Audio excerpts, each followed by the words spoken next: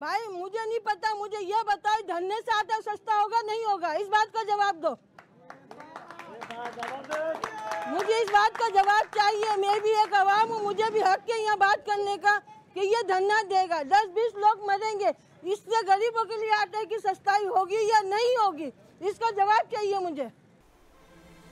PTI अपने long मार्च और धरने से पीछे नहीं हट रही। हुकूमत पाबंदी पर बज़िद है। एक बार फिर पॉलिटिकल टेम्परेचर बढ़ रहा है और जैसा कि हमने देखा लोगों के सवाल भी। लेकिन हमने सोचा कि ज़रा ये तो समझने की कोशिश करें कि सियासी ऑब्जेक्टिव्स हासिल करने के लिए धरने और लॉन्ग मार्चेस अब तक पाकिस्तान की तारीख में कितने इफेक्टिव साबित हुए हैं।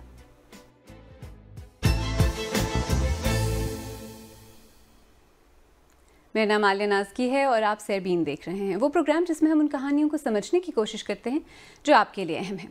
हुकूमत ने तो लॉन्ग मार्च पर पाबंदी लगा दी, लेकिन पीटीआई और उसके सपोर्टर्स इमरान खान के कहने पर लॉन्ग मार्च धरना सबके लिए तैयार है। फैमिली प्रेशर भी मुझ पे है, लेकिन फिर भी मैं इस मुल्क की खातिर, अपने बच्चों की बेहतर मुस्तकबिल की खातिर खान साहब के नज़रिए के साथ खड़ा हूँ। मेरा ज़ाती बहुत नुकसान हुआ है कारोबार में, लेकिन इस मुल्क की खातिर मैं अपना जो नुकसान है, अपनी कुर्बानी है, वो मैं देने के लिए तैयार हूँ ताकि मेरे मुल्क के बच्चों को जो है ना बेहतर मुस्तकबिल मिले। इमरान खान के सपोर्टर्स तो जाहिर है काफ़ी एक्साइटेड हैं, लेकिन प्रोटेस्ट मार्चेस और धरनों के जरिए डिमांड्स पूरी करवाने की कोशिश तकरीबन पाकिस्तान की अपनी तारीख के जितनी ही पुरानी है। नए इलेक्शन के मुतालबे पर पहली बार मार्च सन 1958 में हुआ, जिसके बाद उस वक्त के chief of army staff general Ayub Khan chief marshal law administrator बन बैठे थे।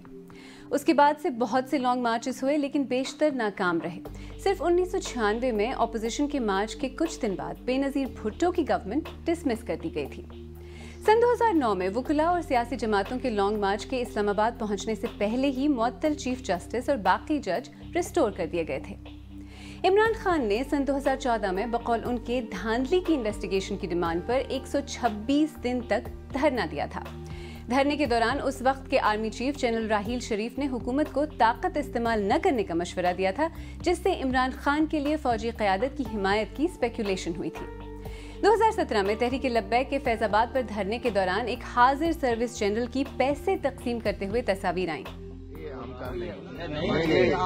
चले ये हमारी तरफ से, क्या हम आपके साथ नहीं हैं? क्या हम आपके साथ नहीं हैं? बाद में ये धरना फौज की यकीन दहानी पर खत्म हुआ था। मौलाना फजलुर रहमान ने भी इस्लामाबाद में धरना दिया, लेकिन ये भी नाकाम ही रहा। तो ऐसे में अब इस नए धरने पर भी जाहिर है लोगों के पास कहने को तो बहुत कुछ है। कुछ नहीं होता, 10-20 लोग मरेंगे, कुछ नहीं होता, इनके अपने मफाद हुक्मरानों के। लेकिन पीस कौन रहा है? गरीब आवाम। महंगाई देखो कहाँ है, नौकरियाँ नहीं है, नौकरी है तो तनख्वाहें नहीं है। ये बताओ, हमें भी कोई रास्ता दिखाओ ना, ये सब बच्चे खड़े में कहाँ जाएंगे?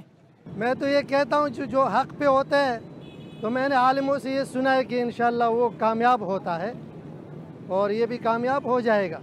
तो धरना कौन दे रहा है? सबको पता है, पूरी दुनिया को पता है कौन दे रहा है। इमरान खान ही दे रहा है।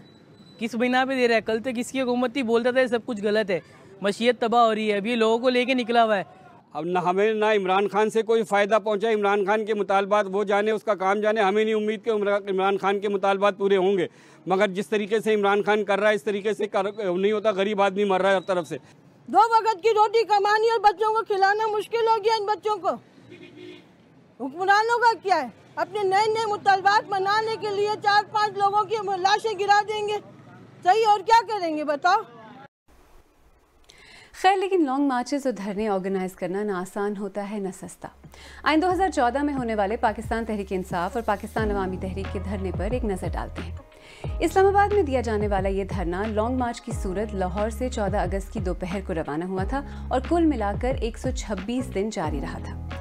एक वक्त पर इसमें शामिल लोगों की तादाद 35 और 40 हज़ार के दरमियान थी। इसका रोज़ाना का खाने पीने का खर्चा लगभग 20 लाख रुपए था।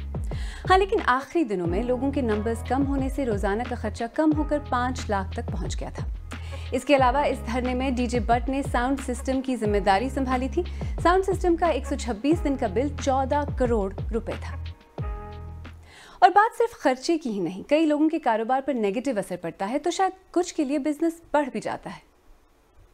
धरने पे धरना आ जाता है, हर महीने जो है ना धरना आता है। किसी भी पार्टी का कोई भी धरना वगैरह होता है, कोई भी प्रॉब्लम होती है, रोड बंद हो जाते हैं, जिसकी वजह से कारोबार पे बहुत असर पड़ता है। बिकती नहीं, लोग रास्ते ब्लॉक हो जाते हैं, दफ्तर में कोई नहीं आता है। धरना शुरू हो जाते हैं तो हमारा काम इंशाल्लाह आगे अंदर चली जाते हैं, धरने में बाहर खड़ा होते हैं, अंदर खड़ा होते हैं, फिर हमारा काम अच्छा होता है। तो 1 महीना 15 दिन भी ये प्रॉब्लम आ जाए तो हम 6-6 महीने 1-1 साल पीछे पड़ जाते हैं।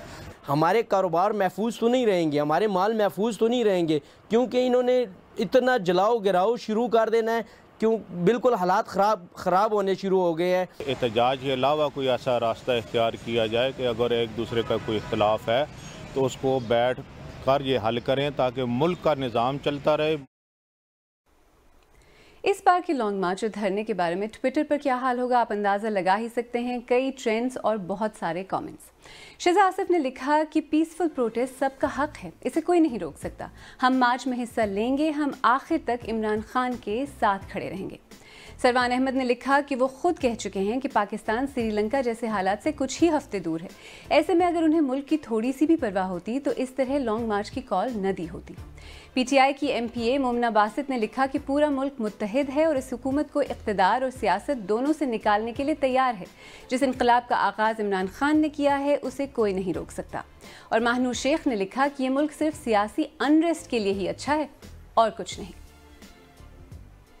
शायद असल सवाल ये है कि अगर धरने अपने सियासी मकासद हासिल करने के लिए बहुत ज़्यादा इफ़ेक्टिव टूल नहीं तो फिर सियासतदान बार बार लॉन्ग मार्चेस और धरनों की तरफ ही क्यों आते हैं? पाकिस्तान में अभी तक एहतजाज या धरनों से तो मुतालबात नहीं माने गए, बहुत शॉर्ट टर्म है। अगर हम एक हिस्ट्री या तारीख़ उठा कर देखें तो एक हम देख सकते हैं movement for the restoration of democracy थी, MRD। कई सियासी जमातें थीं, बाएं दाएं बाजू की इकट्ठा हुई थी और बहुत बड़े बड़े रैलीज़ किए थे, लेकिन वो भी मकासद यानी कि जो आमरीत को हटाने में कामयाब नहीं हुई थी। ताहिरुल क़ादरी साहब ज़रदारी साहब के दौर के आखिरी लम्हों में उन्होंने भी एक एहतजाज किया था, उनको भी एक लॉलीपॉप दी गई थी और वो चले गए थे। फिर हमने देखा इमरान खान साहब भी अपनी मर्ज़ी नहीं मनवा सके थे 2014 में, ना JUIF ना PDM तहरीक। तो यही हमने देखा है कि या धरने हो या रैलीज़ हो, हुकूमत हिलती नहीं है। जो सियासी हुकूमत होती है शायद उससे कुछ हासिल किया जाता है, तो कुछ कमज़ोर ज़रूर होती है हुकूमत, और ये कमज़ोर हुकूमत ऑलरेडी बहुत ज़्यादा कमज़ोर है। लेकिन ये कहना कि वो चले जाएंगे वो मुश्किल है कहना। लेकिन इस सब के बावजूद ये भी सच है कि एक बहुत बड़ी तादाद में लोग इस बार भी लॉन्ग मार्च और धरने में हिस्सा लेने के लिए तैयार हैं। 2003 से मैं PTI का हिस्सा हूँ जी, और इस दौरान मैं मुख्तलिफ ओहदों पर रह चुका हूँ। इंशाल्लाह हमारी तैयारी मुकम्मल है, क्योंकि पहले से हमें खान साहब ने इस चीज़ के लिए तैयार किया हुआ था। हमारी हर किस्म की तैयारी मुकम्मल है, क्योंकि हमारा ऑलरेडी एक्सपीरियंस हो चुका है कि हमने धरना भी दिया है, हमने जलसे जुलूस किए हैं, हमने बहुत कुछ किया है। तो इसके लिए हमें जो हमारी ज़रूरत की ज़िंदगी है, मतलब मोबाइल आपका पावर बैंक मोबाइल ऑफ हो सकता है, वो जो होता है, पानी होता है, नमक होते हैं, इस तरह 2-3 जोड़े कपड़े होते हैं, कंबल होता है, तो वो सारी तैयारी जो है ना वो हमारी मुकम्मल, और इंशाल्लाह हम भरपूर तरीके से और अच्छी इंशाल्लाह तादाद में हम निकलने के लिए तैयार हैं। सड़कों पर निकलकर प्रोटेस्ट करना, मार्चेस करना, इनफैक्ट हर तरह का एहतजाज किसी भी जमहूरियत के लिए एसेंशियल है। इस बात से कोई इनकार नहीं कर सकता। पाकिस्तान इस वक्त एक बहुत ही नाजुक दौर से गुजर रहा है, सिर्फ सियासी तौर पर नहीं, इकोनॉमिकली भी। ये भी हकीकत है।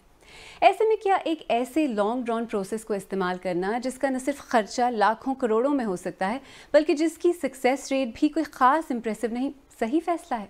इसका जवाब शायद हम आप नहीं, वक्त ही दे सकता है।